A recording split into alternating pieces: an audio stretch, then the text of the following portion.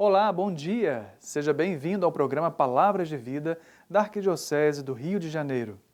Um programa que há 48 anos entra na sua casa. Fique com a gente com a nossa programação.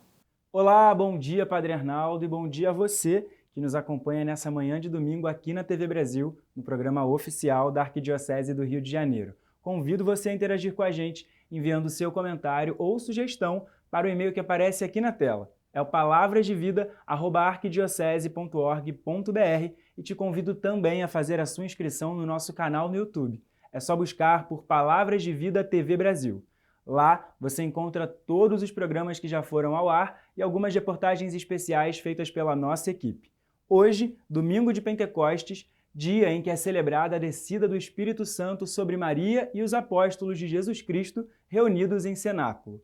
O termo Pentecostes é de origem grega e significa 50 dias depois, porque é comemorado 50 dias depois do domingo de Páscoa. Esse dia marca o final do período pascal. E agora, vamos para o Vaticano acompanhar a catequese com o Papa Francisco.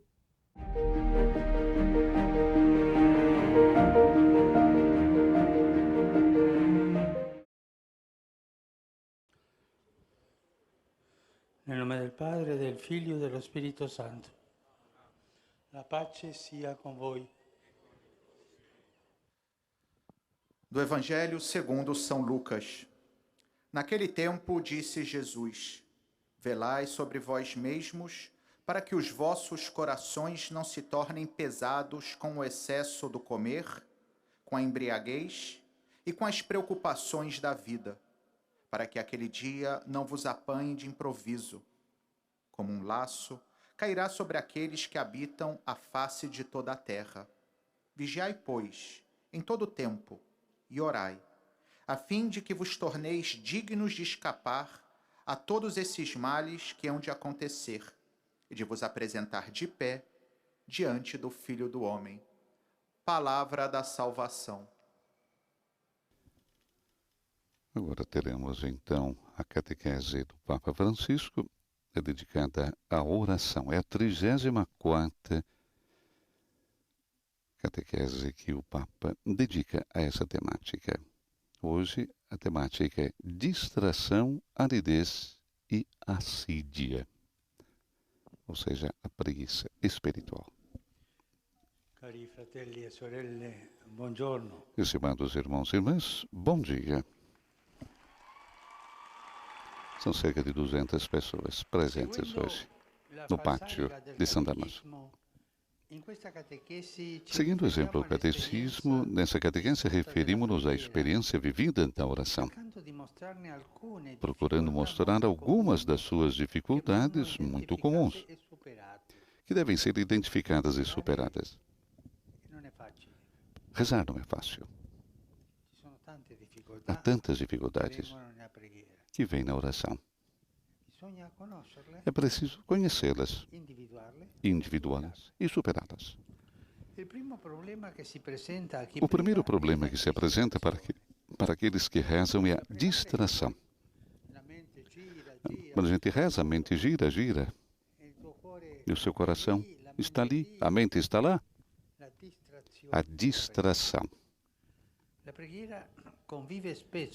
A oração convive frequentemente com a distração. De fato, a mente humana tem dificuldade de se concentrar por muito tempo num único pensamento.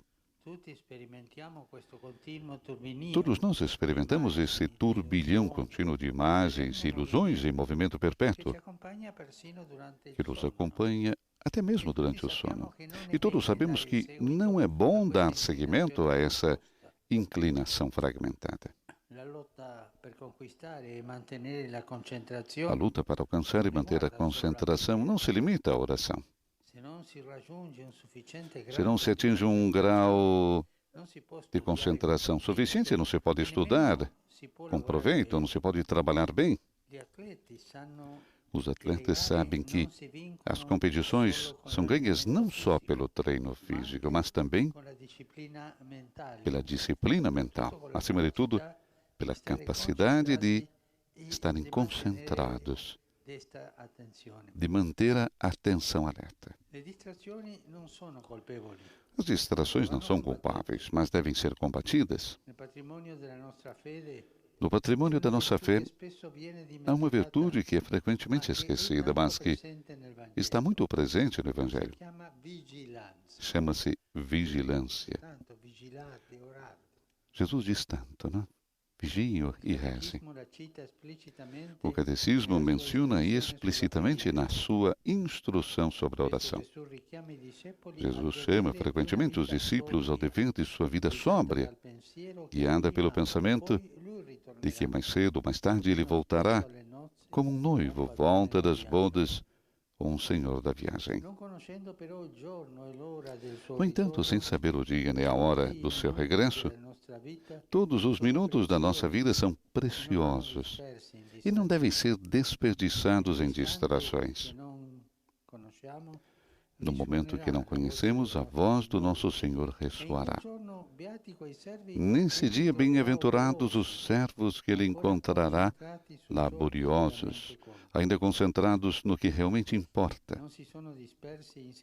Não se dispersaram, perseguindo todas as atrações que lhes vinham à mente, mas procuraram empreender o caminho certo, desempenhando bem a sua tarefa, fazendo a sua própria tarefa. Essa é a distração, que a imaginação gira, gira, gira. Santa Teresa chamava essa imaginação que gira, gira, a louca da casa. É uma louca que faz girar, girar, girar. Devemos detê-la. Colocar dentro de uma jaula. Um discurso diferente merece o tempo da aridez. O Catecismo descreve-o deste modo: o coração está seco, sem gosto pelos pensamentos, lembranças e sentimentos, mesmo espirituais. É o momento da fé pura que se aguenta fielmente ao lado de Jesus na agonia e no sepulcro. A aridez nos faz pensar. A Sexta-feira Santa, a noite, o Sábado Santo, Jesus não está.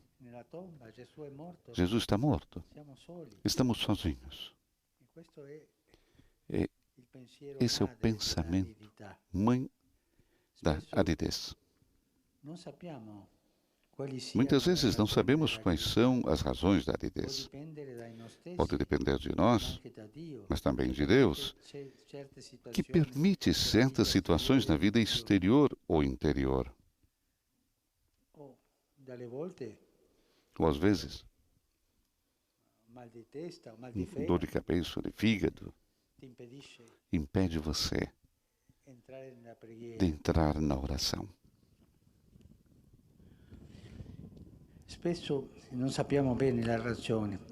Não sabemos a razão. Os mestres espirituais descrevem a experiência da fé como uma alternância contínua de tempos de consolação e tempos de desolação. Tempos em que tudo é fácil, enquanto outros são marcados por uma grande dificuldade. Tantas vezes, quando encontramos um amigo, como você está? Estou triste hoje. Muitas vezes estamos tristes, estamos para baixo, não temos consolação, não conseguimos fazer as coisas. Aqueles dias cinzentos, e existem tantos na vida, mas o perigo é ter o coração cinzento, quando esse ser para baixo, e quando o coração fica doente. E tem gente que vive com o coração cinzento. Isso é terrível. Não se pode rezar, não se pode sentir a consolação num coração cinzento. Não se pode levar avante uma aridez espiritual, um coração cinzento. O coração deve ser aberto para que entre a luz do Senhor. E se não entra, esperá-la com esperança, mas nunca fechar no cinzento.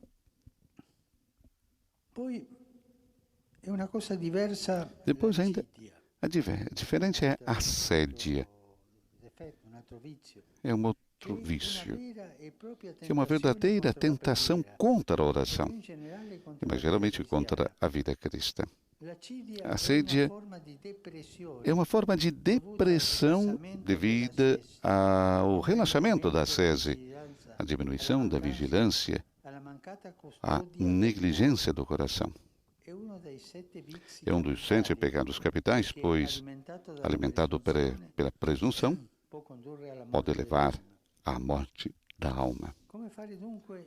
O que fazer, então, para, nessa sucessão de entusiasmos e desencorajamentos? Deve-se aprender a caminhar sempre.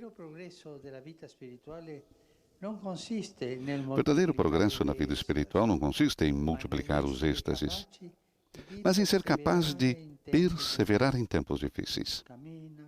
Caminha, caminha, caminha. E se eu estiver cansado, para um pouco. E depois volte a caminhar. Mas com perseverança. Recordemos a parábola de São Francisco sobre a alegria perfeita. Não é nas infinitas fortunas que caem do céu que se mede a capacidade de um frade, mas em caminhar com constância, mesmo quando não se é reconhecido, mesmo quando se é maltratado, ou quando tudo perdeu o sabor do princípio. Todos os santos passaram por esse vale escuro. E não nos escandalizemos se, lendo os seus diários, ouvimos o relato de noites de oração sem vontade, vividas sem gosto. Temos de aprender a dizer: ainda que tu, meu Deus, pareças fazer tudo para que eu deixe de acreditar em ti, continuo a rezar a ti. Os crentes nunca apagam o coração. Por vezes, pode assemelhar-se à oração de Jó, o qual não aceita que Deus o trate injustamente, protesta e chama-o em juízo. E tantas vezes protestar diante de Deus é um modo de rezar.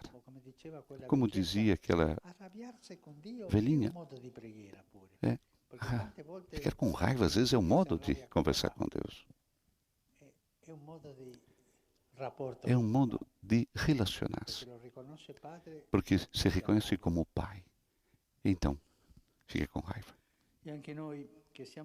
E também nós, que somos muito menos santos e pacientes do que Jó, sabemos que no fim desse tempo de desolação, em que levamos ao céu gritos silenciosos e muitos porquês, Deus nos responderá. Nunca esquecer a oração do porquê. A oração que fazem as crianças, quando não entendem as coisas.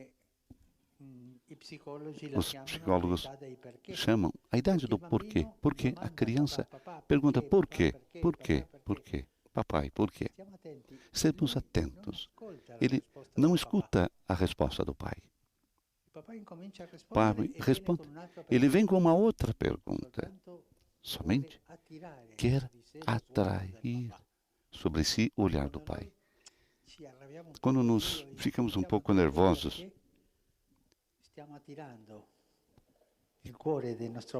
e quando nós estamos, então, atraindo o coração do Pai para as nossas misérias, as nossas dificuldades, vamos ter coragem de dizer a Deus por quê? Muitas vezes, ficar um pouco nervoso nos faz acordar aquele relacionamento de pai e filho que nós devemos ter com Deus.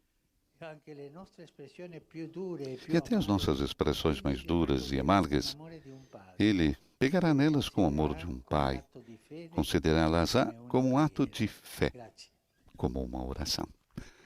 Muito obrigado.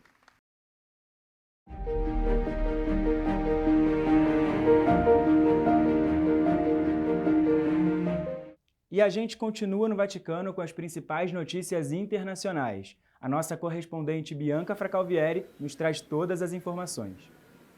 Olá, Vinícius. Ouvimos a catequese do Papa Francisco na audiência geral desta semana, a segunda com a presença de fiéis. Também hoje, solenidade de Pentecostes, os fiéis participam da missa presidida pelo Pontífice na Basílica Vaticana e, na sequência, a tradicional oração mariana com romanos e peregrinos na Praça São Pedro. E foi justamente desta praça, uma semana atrás, que o Papa Francisco lançou um apelo indignado com a violência que se alastrou novamente na Terra Santa. O pontífice utilizou 2 adjetivos para qualificar a matança de crianças, terrível e inaceitável. E mais uma vez fez um chamado ao diálogo. Não se pode construir a paz destruindo o outro. Recordamos agora estas palavras de Francisco. Numerose persone sono rimaste ferite e tanti innocenti sono morti. Tra di loro ci sono anche i bambini. E questo è terribile, è inaccettabile. La loro morte è segno che non si vuole costruire il futuro, ma lo si vuole distruggere. Inoltre, il crescendo di odio e di violenza che sta coinvolgendo varie città in Israele è una ferita grave alla fraternità e alla convivenza pacifica tra i cittadini, che sarà difficile di rimarginare se non ci si apre subito il dialogo. Mi chiedo, e l'odio e la vendetta dove porteranno? Davvero pensiamo di costruire la pace distruggendo l'altro? O premente apelo do pontífice foi prontamente atendido pelas igrejas católicas na Terra Santa, que tocaram sinos em comunhão com o Santo Padre. Diretamente da Basílica da Anunciação em Nazaré, o brasileiro Frei Bruno Varriano agradeceu ao Papa Francisco e a todos os que estão rezando pelo fim do conflito e citou as palavras do patriarca latino de Jerusalém, sua beatitude Pier Battista Pizzaballa, que recordou que o desprezo é a antessala da violência. Do Vaticano, Bianca Fracalvieri para o programa Palavras de Vida. Obrigado, Bianca. E no próximo bloco, o correspondente Bruno Feitosa, da Assessoria de Comunicação da CNBB, traz as últimas informações direto de Brasília no boletim Igreja no Brasil.